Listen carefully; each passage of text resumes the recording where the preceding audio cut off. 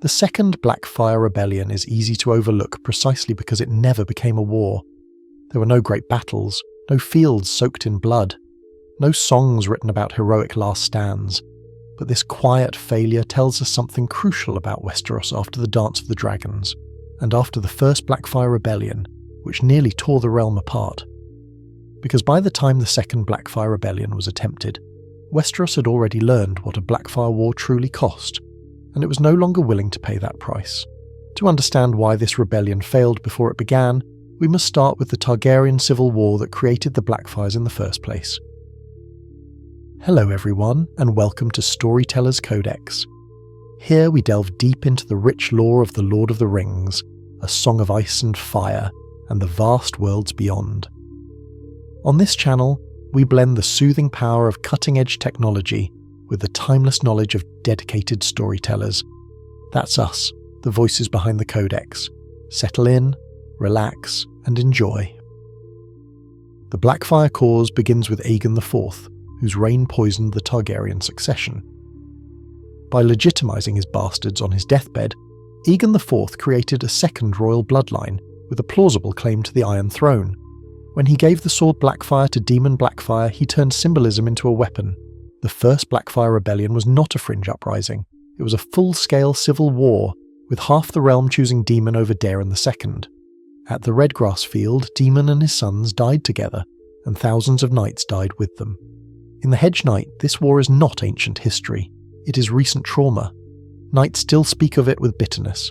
Families still bear the scars. The Blackfyre name did not fade after defeat. It haunted the realm. After the Redgrass Field, House Blackfyre did not vanish, but it was hollowed out. The surviving Blackfyres fled across the narrow sea. Their claim endured, but their strength did not.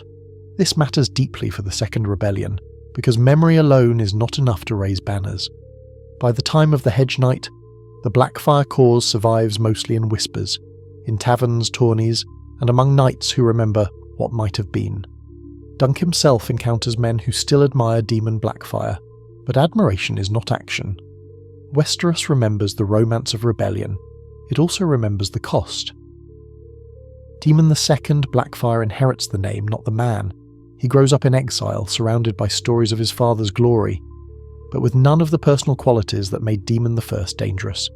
In contrast, Demon I was a towering knight, a battlefield leader, and a living symbol. Demon II is defined almost entirely by absence. No victories, no legend, no Blackfyre sword raised in battle. In Westeros, this matters more than legality. A king must look like a king, something the Dunk and Egg novellas repeatedly reinforce. The First Blackfyre Rebellion had Igor Rivers, known as Bittersteel. Bittersteel was relentless. He recruited aggressively, enforced loyalty, and punished hesitation. Without him, the First Rebellion would never have reached the battlefield. The Second Rebellion lacks him. Meanwhile, the crown is protected by Brynden Rivers, known as Bloodraven, whose presence looms heavily over the Hedge Knight. Bloodraven watches, he listens, he remembers. This imbalance alone nearly guarantees failure. Unlike the First Blackfyre Rebellion, the Second never mobilizes. There are no hosts marching, no banners raised, no public declarations. Everything exists in secret correspondence and cautious meetings. In Dunk and Egg, we repeatedly see how momentum matters. Knights follow action, not intent. Once hesitation takes hold, loyalty dissolves. This rebellion never crosses the threshold from idea to action, and Bloodraven ensures it never will. When the Crown finally moves against the Second Blackfyre Rebellion, it does so with chilling efficiency. There are no public calls to arms, no mustering of loyalist hosts. Instead, arrests come quietly, often at night. Letters are seized, messengers disappear, conspirators are taken before they ever realise the rebellion has been uncovered. Some of those arrested confess almost immediately. Others attempt to deny everything, only to find that Bloodraven's spies already know more than they do themselves. The rebellion collapses not in defiance, but in confusion. What is striking here is the absence of resistance. No lord raises his banners in response. No castle declares for the Blackfyres in outrage. The arrests do not ignite rebellion, they extinguish it. In the Dunk and Egg novellas, This atmosphere is palpable. Knights are cautious. Lords speak carefully. There is a sense that someone is always listening. The realm has learned that open conspiracy no longer leads to glorious martyrdom but to quiet death.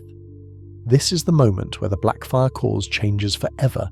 It is no longer something that can erupt suddenly. It must now hide, wait, and change shape. The most revealing part of the Second Blackfyre Rebellion is not who conspired, but who did not. Many of the great houses that supported Demon Blackfyre in the first rebellion remain silent this time. These families remember what rebellion cost them: confiscated lands, executed heirs, and generations spent trying to regain royal favour. In the Hedge Knight, we see how deeply this fear has settled. Knights speak openly about the first Blackfyre Rebellion, but always in the past tense, as something finished, buried, and dangerous to resurrect. There is also a generational shift at work. Younger lords did not fight at the Redgrass Field. They grew up hearing stories of defeat, not glory. For them, the Blackfyre name is not a promise, it is a warning. Crucially, the second Blackfyre claimant does not inspire belief. He offers no new vision, no overwhelming strength, no sense that victory is inevitable. Without belief, rebellion cannot spread. Westeros does not rise because it no longer believes rebellion will fix anything. The failure of the Second Blackfyre Rebellion reshapes the political landscape more than any battle could have. Bloodraven's role expands dramatically. Surveillance, informants, and preemptive justice become normal tools of royal authority. The Crown no longer waits for treason to become visible, it hunts it in advance. This has a profound effect on Westerosi politics. Open dissent fades, ambition retreats into silence. The idea of challenging the Iron Throne internally becomes almost unthinkable. Across the narrow sea, Bittersteel watches and learns.